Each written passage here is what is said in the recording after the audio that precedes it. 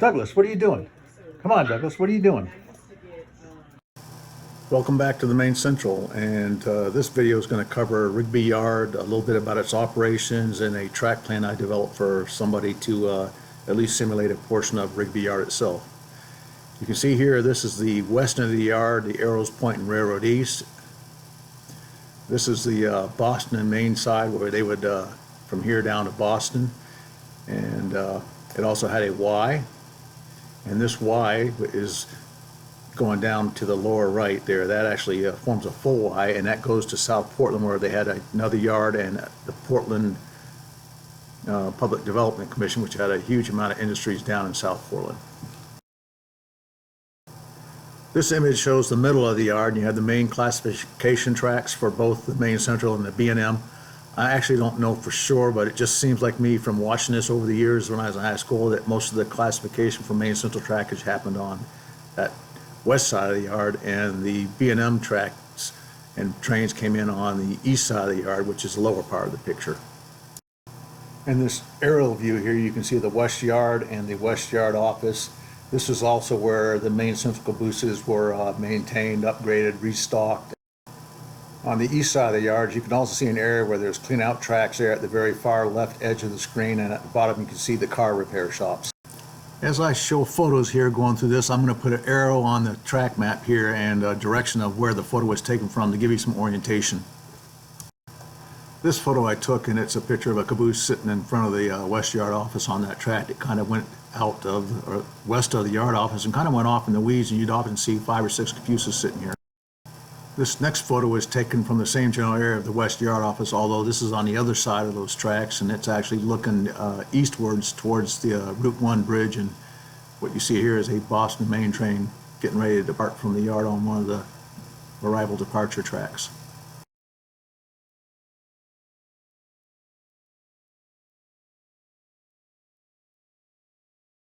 Now we'll move on to the east end of the yard. The first thing you'll see is a Route 1 overpass, and coming out from that you see PT Tower, which was the main control center for this trackage, and up through the CTC territory. The next structure of interest is the boiler house or powerhouse for Rigby Yard, and this provides steam in the wintertime for the roundhouse and the structures around the end of the yard. The next structure is the main yard office. Here is where you would get a permission slip to take photographs and be able to move around the yard. It's also where all the power was assigned and came in and out, and you'd see both Boston and Maine Central power around here. The next major structure was a roundhouse. This had been actually reduced down from its full size during the steam era, and still would use for the Portland terminal switchers and stuff for light maintenance. You would oftentimes see power around the outskirts of the turntable as it was stored between runs. The next structures of interest were the car repair buildings that were used for running repairs on freight equipment. In this aerial view, you can see the Rigby power plant for steam heating, the main yard office where most operations of the yard were run through, the engine service tracks, which was parallel to the yard office and these tracks that had the sanding tracks and fueling, the car shop area where cars were repaired for running repairs, and the last thing is the turntable, which was a 95-foot turntable. So there's 90 out there, there's 110, but nobody makes a 95. If you want to build this, you'd have to scrap.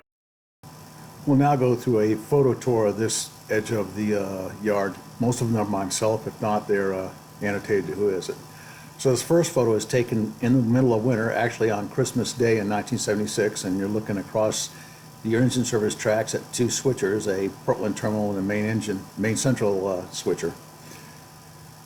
This next photo is towards the roundhouse, and it's taken from the hill that overlooked it. There's an oil tank right behind where I took this picture, so there's a little bit of elevation here to just get you an idea of the farm tracks that kind of set out from the turntable.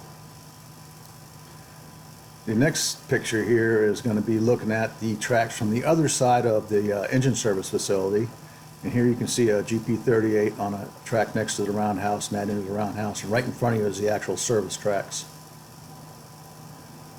This next picture is taken from almost the same location, but now I'm looking towards the turntable at the roundhouse.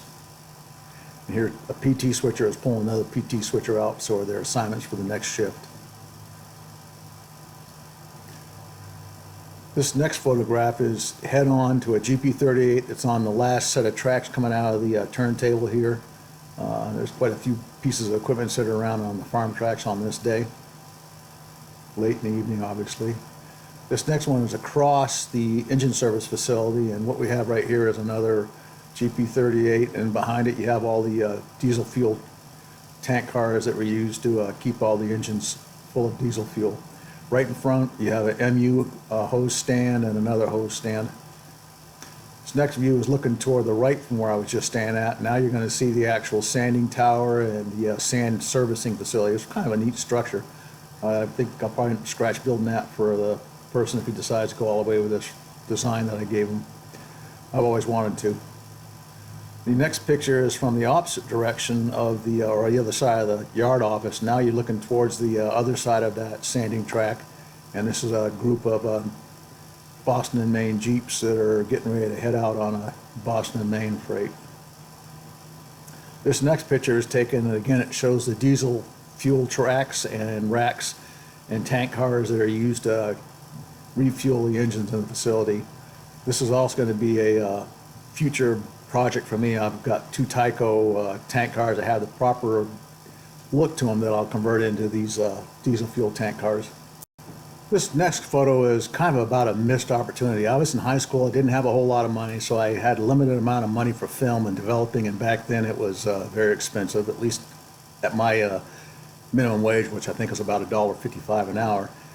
But anyway, there was a DT&I covered hopper that had derailed right in the middle of a switch here, and I happened to be down here photographing that day, and I was actually invited into the car shops and got coffee and a donut and watched them while they figured out how they're going to get this car back on the tracks. And usually they'll just use a re-railer and put it back up in the tracks, but this car actually had fallen right in the middle of a switch, so they actually pulled the wreck crane out and used that to get it back on the tracks. Unfortunately, when I shot the picture of the derailed car, that was the last picture on that roll of film, and at the time I was riding my bicycle down there and I could not go out and just buy some more film. This next group of pictures was taken from the yard throat area. There's always good locations to get some good photographs, and if you got a permission slip from the yard office, you could actually go down and walk around this area. These are two U-25Bs that were ex-Rock Island units that the Maine Central bot used. The 228 was been repainted and obviously had a fire. And then the other one is still in its Rock Island paint. Several of them would actually sit in their Rock Island paint for quite a bit of time before they were repainted. Then we have the 578. It's replacing its caboose after a run on a local. I'm not sure which one. This is actually about 9-10 in the morning. The engine was one of the other chop-nosed of the original GP7s that the Maine Central bought, the 574 being the other one that was chopped after a wreck. These next couple of pictures are taken from the Route 1 bridge overpass looking over the main line. First one is from Bob Worcester. He was a guy I hung out with in high school and learned a lot about the Maine Central. And his son has allowed me to use this picture. And this is a U-18B with a Jeep 7 and another U-18B heading out on a train. Here we have some Jeep 38 U-18Bs coming into the yard. Another interesting thing about this picture is in the background you can see a shoe fly track. Well, that track was put in there so they could raise the bridge that went under the main line down there, because it was built with like a 12-foot high clearance and it was very narrow, and they ended up replacing it with a much better throughfare there, and they used that shoe fly track to route the trains around until that work was done. This next group of pictures was taken by me from the same area, and it's of a special movement of a pressure vessel manufactured by General Electric at the South Portland plant, which was down that branch I showed you at the Y at the very beginning when I was describing the yards trackage. And these were unique loads, and you would see them on these multi-truck flat cars, and it used to be an engine and a caboose. And I happened to be lucky enough today to catch this one. So let's get down to the design, and I'll talk a little bit about this. The bench work was already existing, so I had to try to fit this into the bench work. And at the bottom left there, you see the trackage that goes to station for that end of the yard. And then at the upper right, you see there's a wall there, and the two tracks will go through that wall and the staging for that end of the yard, which will be the B&M side. So the first key feature I made that will make you recognize this was a Route 1 overpass. So that's part of the design there. You have the two crossover tracks that are right in that area underneath it. You also have PT Tower, which was very recognizable brick structure that was built, I think, in the 1960s to replace an old wooden structure.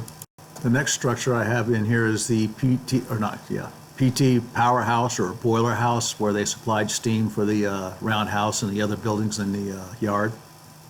This is one of the key structures that I am building for the railroads, because I've always wanted to, and just to help somebody else out.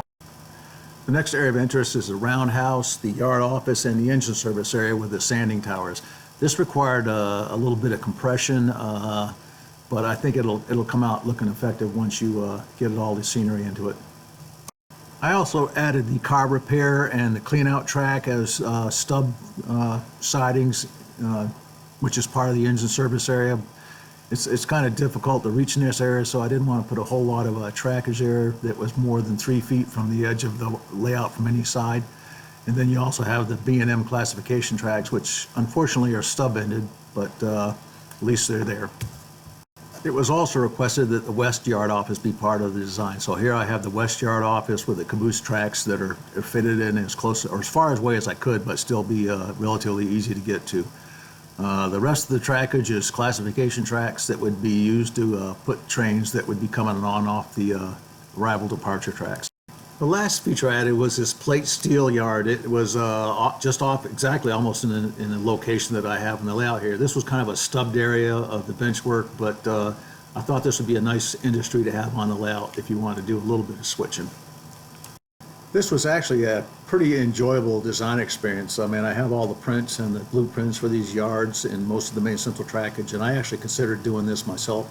I've actually built a small module that included the Route 1 bridge and the yard throat that I used to take photographs of stuff on back in the late 80s when I had limited, space to do anything because I was in the Navy.